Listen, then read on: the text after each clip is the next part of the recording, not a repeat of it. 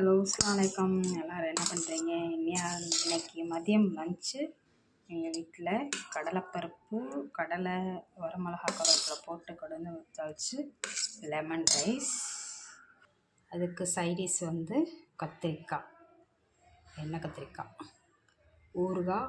இன்றைக்கி கார்த்திகை இருக்கறனால எப்பயும் முட்டை வைப்பேன். இன்றைக்கி முட்டை அவிக்கலை, ஏன்னா சாப்பாடு 3 சாப்பாடு ஆர்ட்ரு, அதனால் அவிக்கலை, முட்டை செய்யலை. அப்புறம் மாவு பிசைஞ்சு வச்சாச்சு.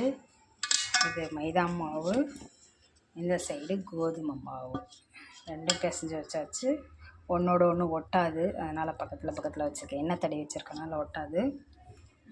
அப்புறம் வந்து புரோட்டா, சப்பாத்தி, கோதுமை புரோட்டா வேணுங்கிறவங்க, அதாவது வீட்டில் வந்து கறி குழம்பு, மட்டன் குழம்பு, குருமாவோ ஏதோ வச்ச அன்றைக்கி இட்லி எப்படி வாங்கிக்குவீங்களோ அதே மாதிரி வீட்டில் உள்ளவங்க வாங்கிக்கலாம்.